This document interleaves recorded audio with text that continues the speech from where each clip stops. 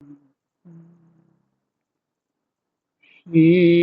राम जय राम जय जय राम। श्री राम जय राम जय जय राम। राधे श्याम राधे श्याम जय जय राधे श्याम।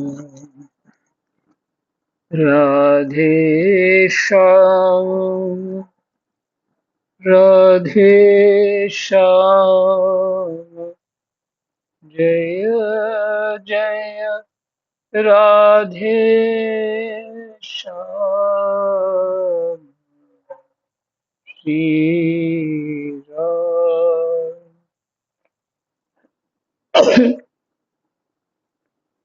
श्री गणेशाय नमः। श्री सीतारामाभ्यां नमः। श्री हनुमते नमः। श्री उमापते नमः। श्री गुरुवे नमः। सब संतन की जय जय। जय जय सीताराम। राधे श्याम।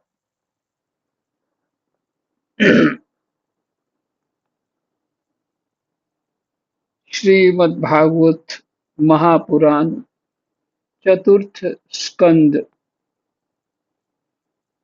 अध्याय 23 श्लोक संख्या 25 से पाठ करेंगे।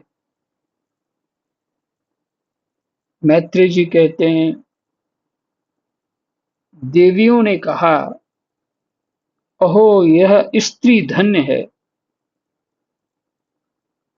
अर्ची महारानी अर्ची के लिए कह रहे हैं, जो पृथु महाराज के साथ सती हो गई। देवियों ने कहा, अहो यह स्त्री धन्य है। इसने अपने पति राज राजेश्वर पृथु की मन वाणी शरीर से ठीक उसी प्रकार सेवा की है, जैसे श्री लक्ष्मी जी यज्ञेश्वर भगवान विष्णु की करती हैं। अवश्य ही अपने अचिंत्य कर्म के प्रभाव से यह सती हमें भी लांघकर अपने पति के साथ उच्चतर लोकों को जा रही है।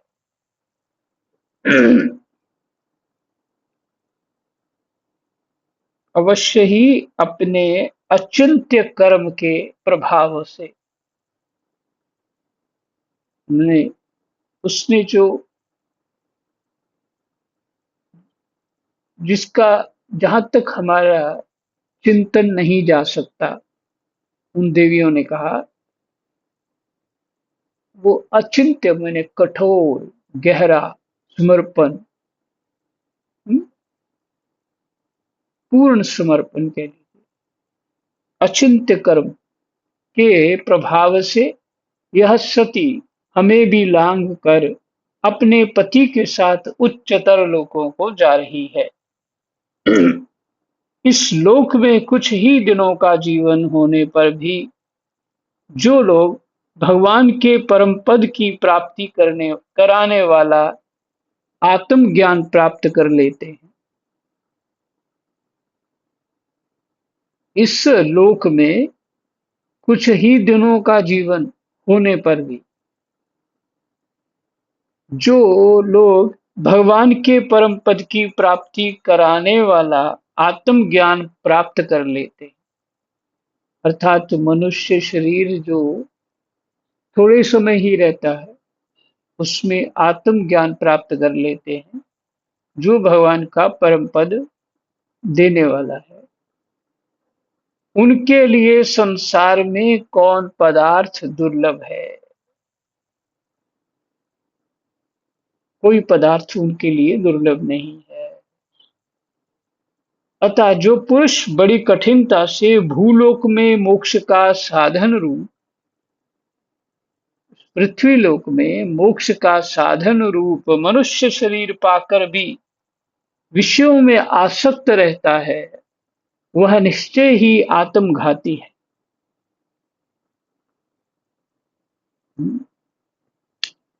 चौपाई भूल गई है। रामायण में उत्तरकांड में चौपाई है, उसका भावार्थ यही है बिल्कुल। जो पुरुष बड़ी कठिनता से भूलोक में मोक्ष का साधन रूप मनुष्य शरीर पाकर भी विषयों में आसक्त रहता है, वह निश्चय ही आत्मघाती है। हाय हाय, वह ठगा गया। वह ठगा गया। महाराज पृथु ने तो दिखाई दिया, सारे कर्म उनके तपस्वियों की तरह थे, प्रजा का पालन उनकी तरफ ठीक ठीक से ध्यान देंगे तभी तो ठीक से पालन हो पाएगा। और ऐसा पालन किया कि प्रजा उनके बन जाने पे बिलक बिलक कर रो रही। ऐसे राजा थे महाराज पृथु, पिता के समान प्रजा का पालन करने वाले।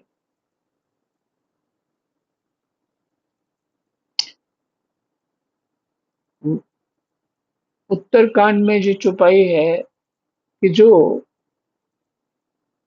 मनुष्य शरीर पा करके अपना आत्म कल्याण नहीं करता, उसको आत्महत्या का पाप लगता है। ये वही भाव है यहाँ। श्री मैत्रेय जी कहते हैं, विदुर जी, जिस समय देवांगनाएं इस प्रकार स्तुति कर रही थी, भगवान के जिस परम धाम को आत्मज्ञानियों में श्रेष्ठ भगवत प्राण महाराज पृथु गए, महारानी अर्ची भी उसी पतिलोक को गईं।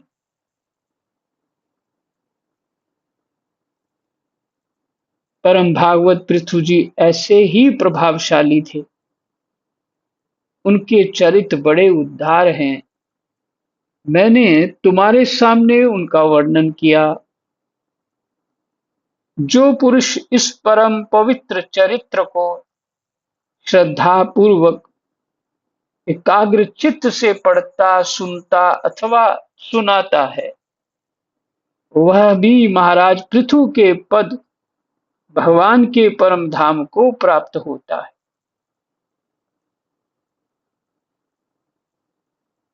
पढ़ता, सुनता, सुनाता है, अर्थात बार बार सुनने सुनाने से क्या होता है, अपनी बुद्धि भी वैसी हो जाती है। क्योंकि उस चरित्र को बार बार पढ़ेंगे सुनेंगे तो बुद्धि वैसी हो जाए, संग हो गया ना। इसलिए आप लोग जो अभी किसका संग कर रहे हैं, मैत्री जी, विदुर जी, महाराज पृथु, अर्ची महारानी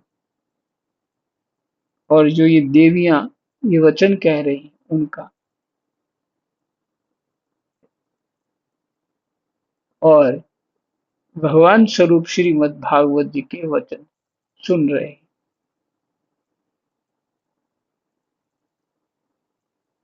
तो कल्याण तो निश्चित है। तो जीव वही रूप हो जाता है जिसको चित्त में रखता है, जिसके प्रति उसका श्रद्धा भावना हो जाती है, जीव वही रूप हो जाता है।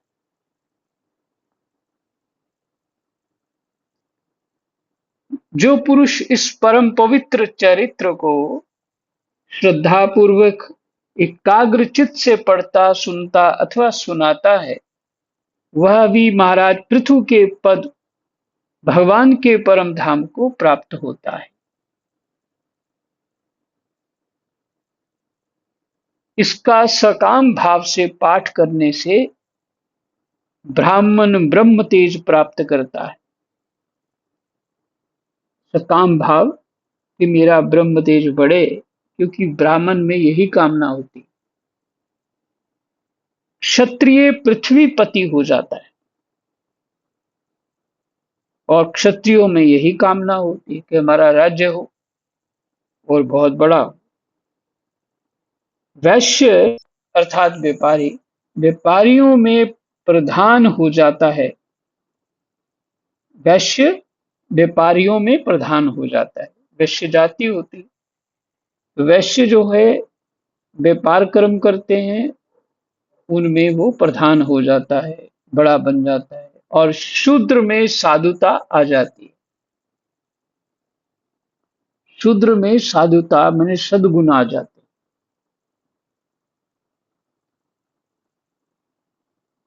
हैं। स्त्री हो अथवा पुरुष, जो कोई इसे आदर पूर्वक 3 बार सुनता है, वह संतानहीन हो तो पुत्रवान, धनहीन हो तो महाधनी, कीर्तिहीन हो तो यशस्वी, मूर्ख हो तो पंडित हो जाता है। यह चरित्र मनुष्य मात्र का कल्याण करने वाला और अमंगल को दूर करने वाला है। यह धन, यश और आयु की वृद्धि करने वाला, स्वर्ग की प्राप्ति कराने वाला और कलयुग के दोषों का नाश करने वाला है। यह धर्मादि चतुर्वर्ग की प्राप्ति में भी बड़ा सहायक है। धर्मादि चतुर्वर्ग क्या हुआ? धर्म, अर्थ, काम, मोक्ष। इसलिए जो लोग धर्म, अर्थ, काम और मोक्ष भली भांति सिद्ध करना चाहते हों,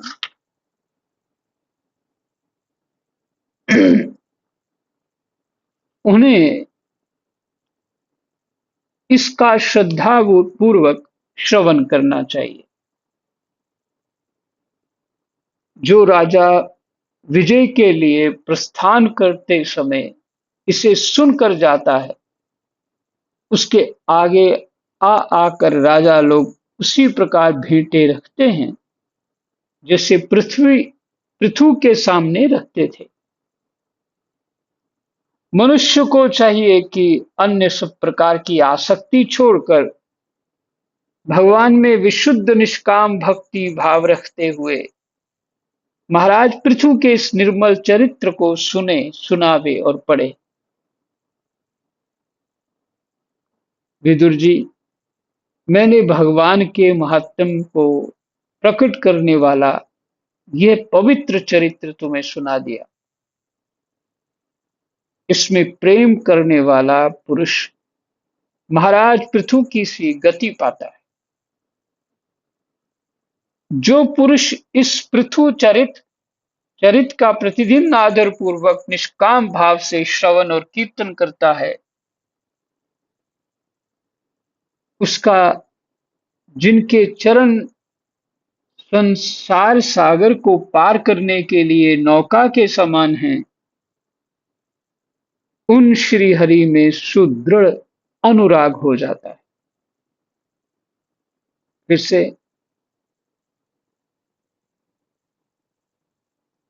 जो पुरुष इस पृथु चरित का प्रतिदिन आदर पूर्वक निष्काम भाव से श्रवण और कीर्तन करता है, उसका जिनके चरण संसार सागर को पार करने के लिए नौका के समान हैं, उन श्री हरि में सुदृढ़ अनुराग हो जाता है।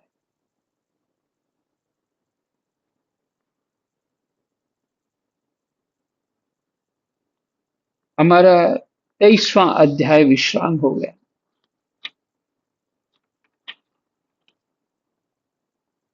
अब जो हमने 28वां श्लोक पढ़ा था, उसकी ओर ध्यान देते हैं थोड़ा।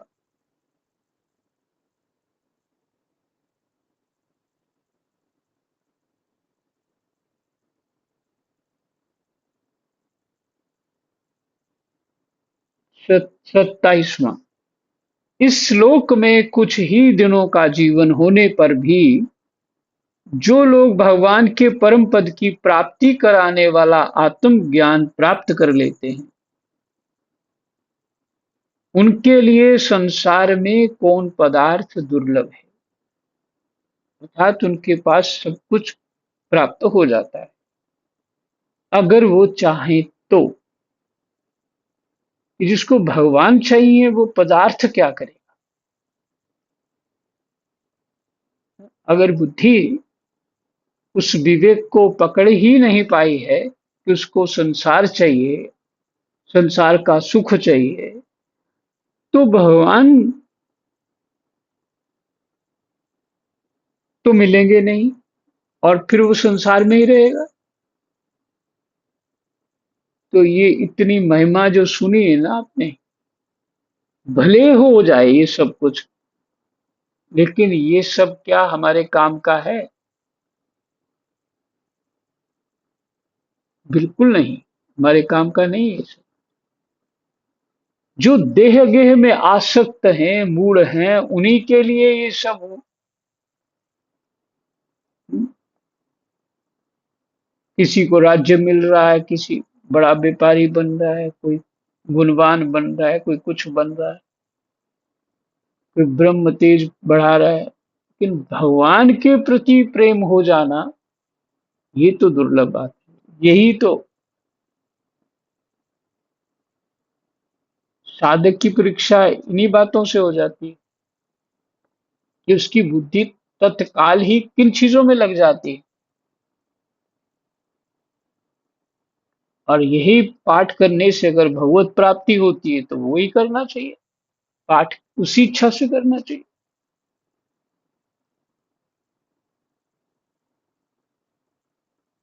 अतः जो पुरुष बड़ी कठिनता से भूलोक में मोक्ष का साधन स्वरूप मनुष्य शरीर पाकर भी विषयों में आसक्त रहता है, बड़ा राज्य करना वो भी विषयों में आ सकती है, बड़ा व्यापारी हो जाना वो भी विषयों में आ सकती है। हुँ? और जो जो यही हमारी परीक्षा हो जाती है कि हमें चाहिए क्या। तो तत्काल बुद्धि वहां पहुंच जाती है जो हमारी चाहना होती है। तो फिर ये विचार करना चाहिए कि भगवान की चाहना आई थी कि नहीं आई थी।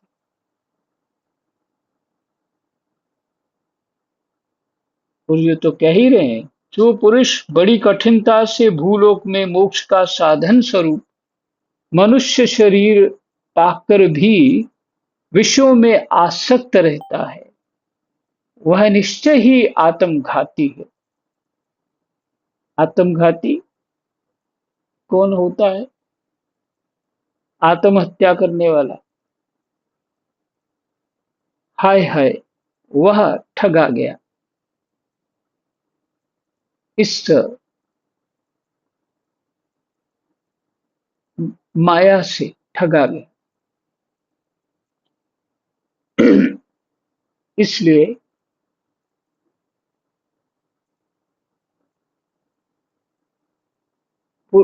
शास्त्रों का पठन पाठन श्रवण होते रहना चाहिए।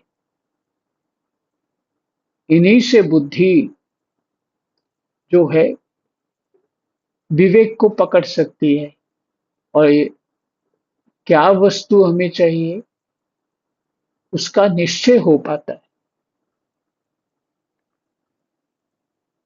यही विश्राम करते हैं। कृष्णाय वासुदेवाय हरे परमात्मने प्रणतः क्लेशनाशाय गोविन्दाय नमो नमः। जय देव।